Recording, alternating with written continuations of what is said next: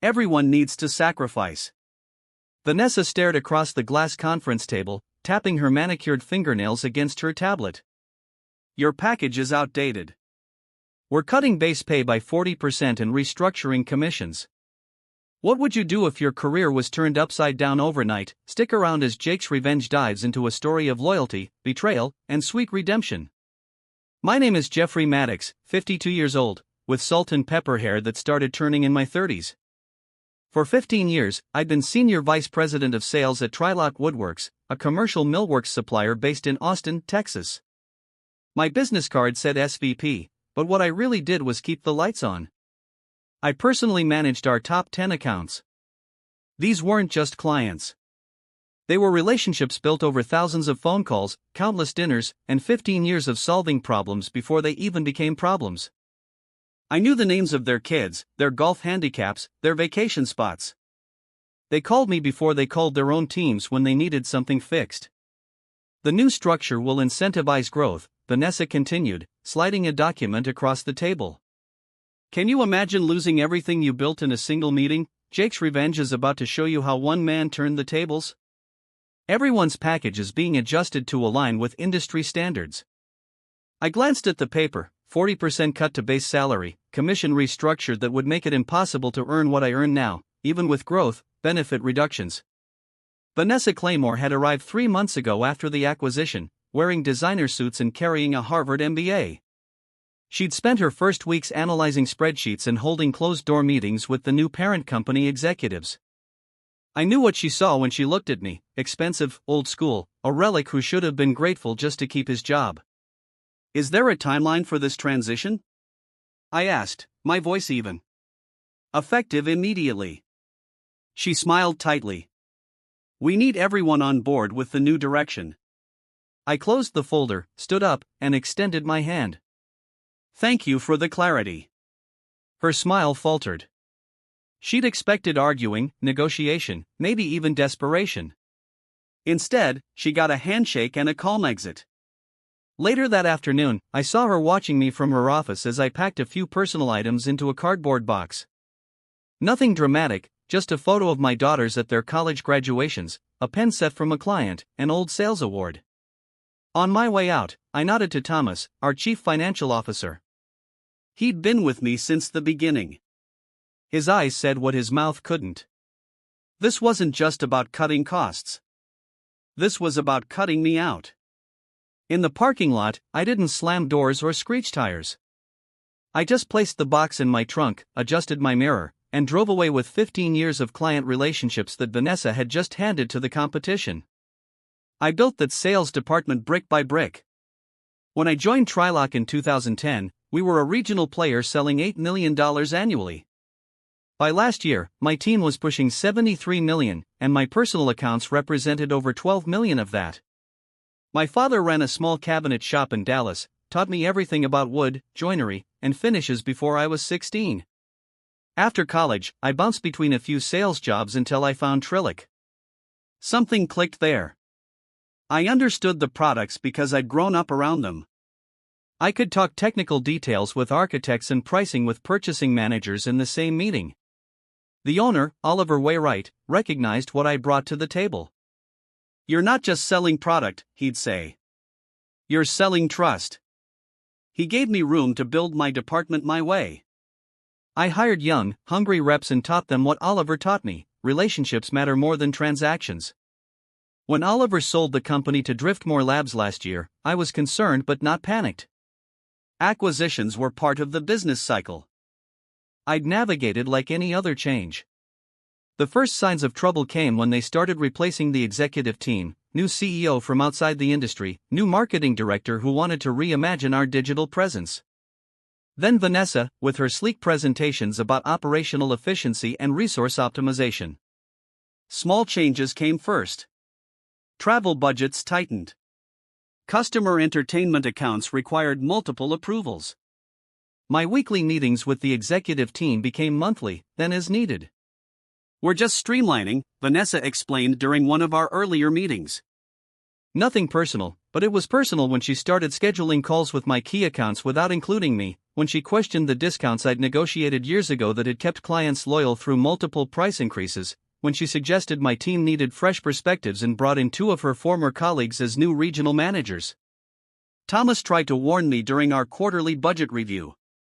"They're looking hard at the sales compensation structure," he said quietly, glancing toward the door. "Particularly the legacy arrangements." I was the only legacy arrangement left. A week before that final meeting, I spotted Vanessa having lunch with Gabriella, my newest hire. They were huddled close, speaking intensely. When they saw me walk into the restaurant, Gabriella looked down at her plate while Vanessa waved casually, as if bumping into me was a pleasant surprise. Later, Gabriella avoided eye contact when I asked about the lunch. "Just getting to know the team," she mumbled. I knew then what was coming. Not the details, but the direction. That evening, after Vanessa's announcement, I sat in my home office staring at the sales reports from the last decade. 15 years of consistent growth. 15 years of building Trilock Woodworks into an industry leader.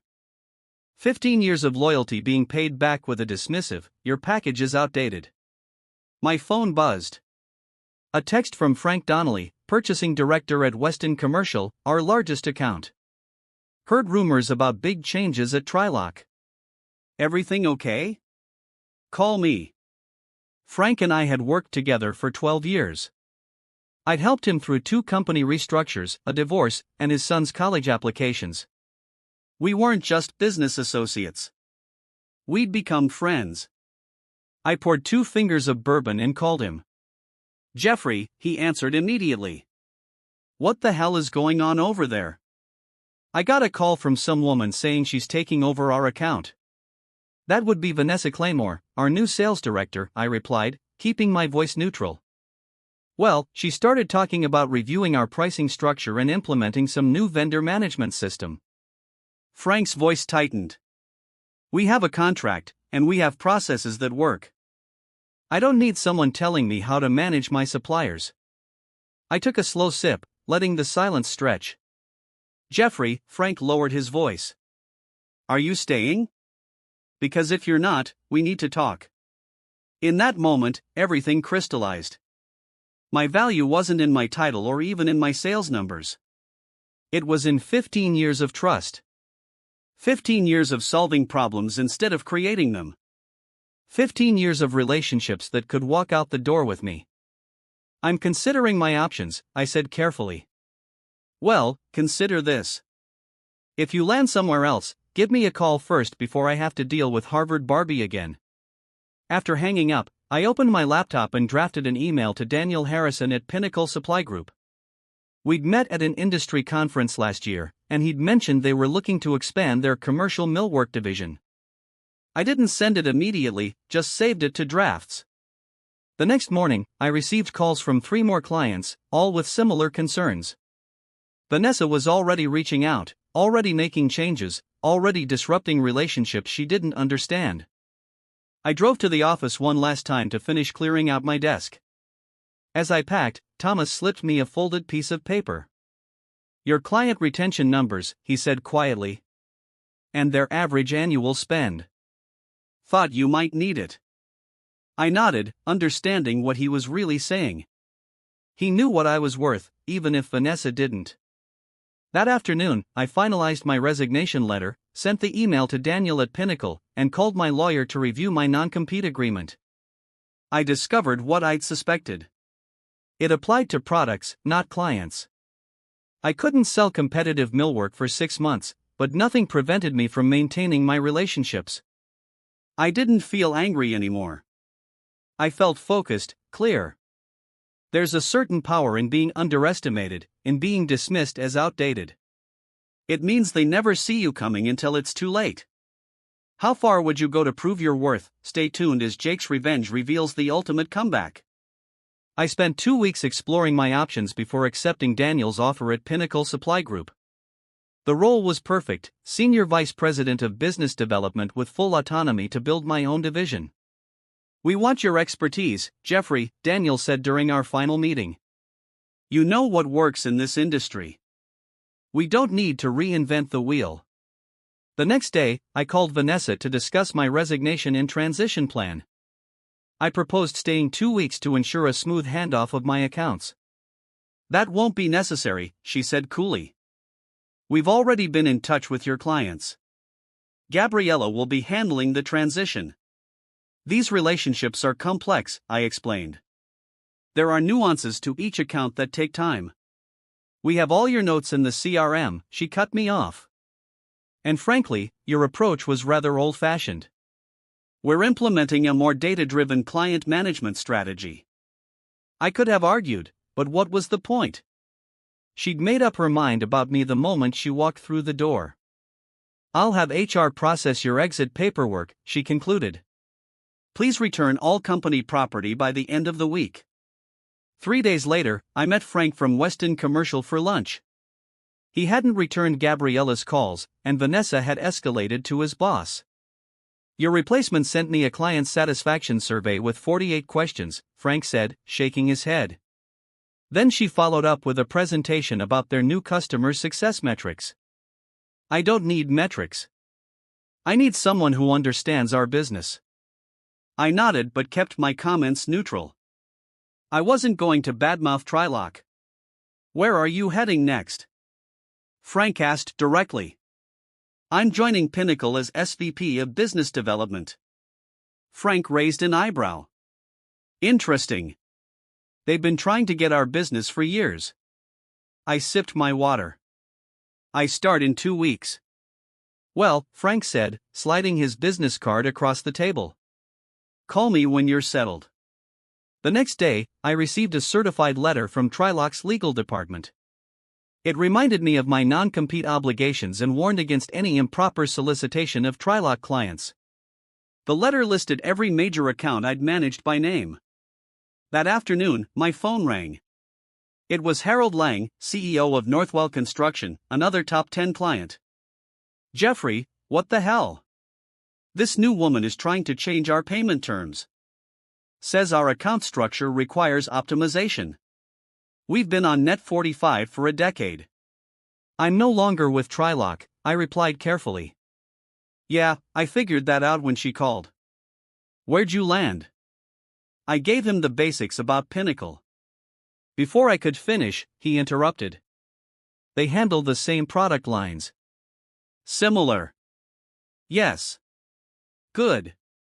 Call me Monday. I want to talk options." By the end of the week, I'd received similar calls from 5 more clients. Each conversation followed the same pattern: complaints about Vanessa's approach, questions about my new position, requests to connect once I started. I hadn't solicited a single client. They were coming to me. On my last official day, Vanessa called unexpectedly. "I understand you've been in contact with Trilock clients," she said, her voice tight. "I've spoken with some people, yes. Many of them are personal friends after 15 years. We consider those proprietary business relationships," she said. "Any attempt to redirect that business would constitute a breach of your separation agreement." "I understand my obligations," I replied evenly. "Good," she snapped. "Because the last thing you want is a legal battle with Driftmore's attorneys." After hanging up, I forwarded the call recording to my lawyer, the same lawyer who'd confirmed that my non-compete only restricted me from selling millwork for 6 months. Nothing prevented me from selling other construction supplies to those same clients through Pinnacle. Nothing prevented those clients from choosing to follow me. Vanessa had just revealed her first real fear. She was beginning to understand what she'd done by pushing me out the door. My first day at Pinnacle started with a revelation. "We've been trying to break into Trilock's market for years," Daniel admitted during our morning meeting. "Your predecessor spent 18 months courting Weston Commercial without getting past their purchasing department." "Frank Donnelly doesn't trust easily," I agreed. Daniel leaned forward. "Here's what I don't understand. Trilock's client retention rate is nearly 95% while the industry average hovers around 72%. What's their secret?" I almost laughed. Their secret was sitting right in front of him. "It's not a secret. It's relationships," I explained. When Oliver ran the company, he understood that contracts might keep clients on paper, but relationships keep them loyal when competitors undercut your prices.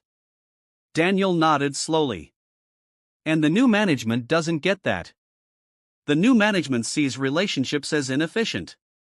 Vanessa wants automated systems, not phone calls. Before I could elaborate, my assistant interrupted with an urgent message. Thomas, Trilock's CFO, wanted to meet. We arranged to meet at a quiet bar downtown after work. Thomas looked nervous, glancing over his shoulder as I approached. I shouldn't be here, he said immediately. But you are, I replied, ordering us both a drink. Thomas pushed a folder across the table. The board meeting was yesterday. Thought you should see this. Inside was a copy of Vanessa's quarterly strategy presentation. The first few pages contained standard projections and marketing plans. Then I saw it, client transition strategy, Maddox accounts. The plan detailed how they would migrate my former clients to Gabriella and 2 new account managers. It included talking points addressing potential objections about my departure and a relationship reclamation timeline. But what caught my attention was the financial projection showing my clients representing not $12 million in annual revenue, as I'd always estimated, but $17.3 million, nearly 24% of Trilock's total revenue. They never told you what your book was really worth, Thomas said quietly. Oliver knew, but after the acquisition, he shrugged. Why are you showing me this? Thomas took a long drink. Because what they're doing isn't right. And because Vanessa's already missing forecasts. She told the board it's temporary disruption during the transition, but the numbers don't lie. He tapped the folder. She's already lost Northwell, hasn't she? I didn't confirm or deny. Client decisions weren't my responsibility anymore. It's going to get worse, Thomas continued.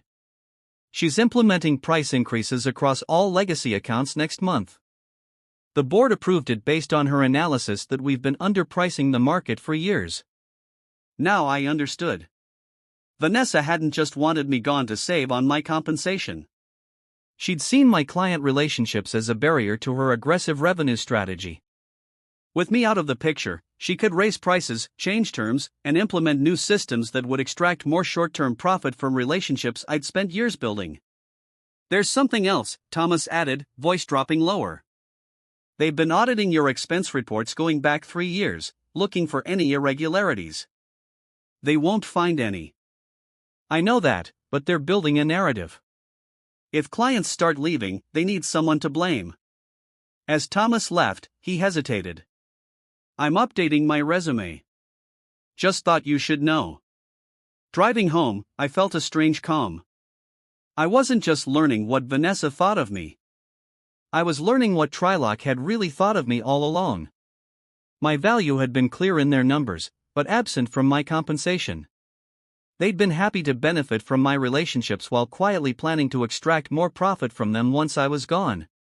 The truth wasn't just that Vanessa had underestimated me. It was that Trilock had undervalued me for years. 2 months into my new position at Pinnacle, I'd settled into a rhythm. My office overlooked downtown Austin, and my small but growing team included 2 young sales representatives I'd handpicked. I hadn't directly solicited any of my former clients. I didn't need to. They came to me. First was Harold from Northwell, who called the day after Trilock implemented their price increase. That's a 14% hike with no warning, he fumed. Can Pinnacle match our original pricing? We could, and we did, while adding value-added services Trilock had never offered. Then came Westerly Developers, followed by Regional Builders, then Austin Modern Construction. Each had similar complaints: unexpected price increases, rigid new policies, impersonal service. By the end of my second month, 4 of my former top 10 accounts had moved their business to Pinnacle. I made sure each transition was flawless. My team worked weekends to ensure perfect first orders. I personally visited job sites to check deliveries. Word spread through the industry that following Jeffrey Maddox to Pinnacle meant better service at better prices. Then my phone rang with a call from Vanessa. We need to talk, she said, her usual confidence replaced with thinly veiled panic. I agreed to meet at a coffee shop near Pinnacle's office. Vanessa arrived 15 minutes early, already nursing a latte when I walked in. "This has to stop," she said without preamble. "What exactly?" "You know what. Poaching our clients." I stirred my coffee. "I haven't solicited a single Trilock client." She snapped, then caught herself. "4 major accounts have left us in 8 weeks. All of them mentioned you by name. Clients make their own decisions." Vanessa leaned forward. "We can make this easy or hard, Jeffrey. Easy means you back off, and we don't pursue legal action for breach of contract." "There's no breach," I replied calmly. "My non-compete prevents me from selling millwork for 6 months. Pinnacle's construction supply division doesn't compete with Trilock's millwork." Her eyes narrowed. "You're exploiting a loophole." "I'm respecting the exact terms of an agreement your legal team drafted." I took a sip of coffee. Perhaps they should have been more careful. "The board is asking questions," she admitted, her voice dropping, "about client retention, about revenue projections." "That sounds like an internal Trilock matter." She tried a different approach. "What do you want? A consulting arrangement, a finder's fee for leaving certain accounts alone?" I almost laughed. She still didn't understand. "I'm not interested in arrangements," I said, standing up. "I'm interested in doing my job well. The rest takes care of itself." The next day, Frank from Weston Commercial called. Their 3-year contract with Trilock was coming up for renewal. "We're putting it out to bid," he said. "Vanessa's been calling me daily. Offered to beat any competitor's price by 5%. "That's a good offer," I acknowledged. "Is it?" "Because I'm looking at more than price here, Jeffrey. I need someone who understands our business. Someone who answers the phone at 7 p.m. when a project is in trouble." 2 weeks later, Weston awarded Pinnacle a 2-year supply contract worth $4.2 million annually. It was a major coup, the kind that makes headlines in industry publications. The same day, I received an email from Thomas. It contained only a forwarded internal message from Trilock announcing that Vanessa was being reassigned to strategic development initiatives while they conducted a search for a new sales director. I didn't reply to Thomas or reach out to anyone at Trilock. I simply forwarded Weston's signed contract to Daniel with a note, first of many, planning to reach $20 million in new business by year-end. The wheels were in motion, and Vanessa was just beginning to understand the real cost of her miscalculation. 6 months after joining Pinnacle, I stood in the company's conference room surrounded by my team. On the wall-mounted screen was our quarterly performance report, $13.7 million in new business with projections to hit $22 million by year-end. 8 of my former top 10 Trilock accounts had followed me to Pinnacle. Daniel walked in with a bottle of champagne. "The board just approved your division expansion plan," he announced. "Additional staff, increased marketing budget, everything you asked for."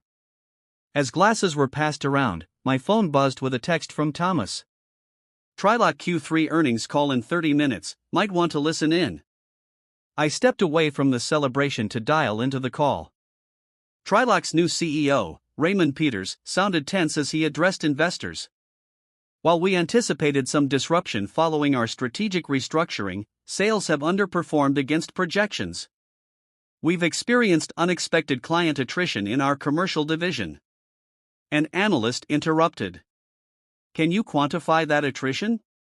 "We're seeing estimates that Trilock has lost nearly 20% of its annual revenue in the past 2 quarters. "Those numbers are speculative," Raymond deflected. "We're implementing an aggressive client retention strategy." "Is it accurate that your largest account, Weston Commercial, recently signed with Pinnacle Supply Group?" Another analyst pressed. The pause was deafening. "We're in ongoing discussions with all our key accounts," Raymond finally responded. As the call continued, I received an email from Gabriella, my former hire who'd sided with Vanessa. The subject line read, "Any openings at Pinnacle?" I rejoined the celebration, declining the champagne. Daniel noticed my expression. "Everything okay?" "Just got some confirmation," I replied. That afternoon, an industry newsletter broke the story: Trilock Woodworks struggles after exodus of key accounts. The article specifically mentioned my move to Pinnacle and the subsequent client migration. It quoted an anonymous Trilock employee stating that the company had fundamentally misunderstood the value of its senior sales leadership. I never had to say a word. The numbers spoke for themselves. A year to the day after Vanessa told me my package was outdated, I sat in my expanded office at Pinnacle reviewing our annual numbers. My division had generated $26.3 million in revenue, exceeding even my ambitious projections. My team had grown from 2 sales representatives to 11, with a dedicated client support staff. We'd moved to a larger floor in the building, and Daniel had hinted at a board position opening up. I kept a photograph on my desk from our division's holiday dinner: faces relaxed, genuine smiles, a team that understood what I'd always known. Business is built on trust. My assistant buzzed. There's a Vanessa Claymore here to see you. No appointment. I paused, then nodded. Send her in. Vanessa looked different, less polished, more tired. Her designer suit had been replaced by something off the rack. Thank you for seeing me, she said, remaining standing even after I gestured to a chair. What can I do for you? I'm with Hamilton Group now, she explained. Business consulting. I was hoping to get your perspective on Pinnacle's approach to client retention for a case study I'm developing. I almost laughed at the irony. I think you already know my approach. She nodded stiffly. I made a miscalculation at Trilock. You did. The market is talking about how you took down a company without saying a word. She continued, that's a powerful reputation. I didn't respond. Vanessa hadn't come for a case study. She'd come for absolution or reconciliation. I wasn't offering either. After a moment of awkward silence, she placed her business card on my desk. If you ever want to discuss industry trends, I appreciate the offer, I said, standing up. But I'm fully booked these days. After she left, I glanced at the card, then dropped it in the shredder. That evening, I drove to my daughter's new house for dinner. She'd just been promoted to senior architect at her firm. How's work, Dad? She asked as we sat on her patio. Good, I replied simply. Building something that'll last. And I was. Not with Wood this time, but with the same principles that had guided my entire career: do the work, keep your promises, value relationships over transactions. In the end, Vanessa had given me an unexpected gift. She'd forced me to prove to myself and everyone watching exactly what 15 years of trust was really worth. Want more stories of epic comebacks and corporate revenge? Subscribe to Jake's Revenge for weekly tales of triumph.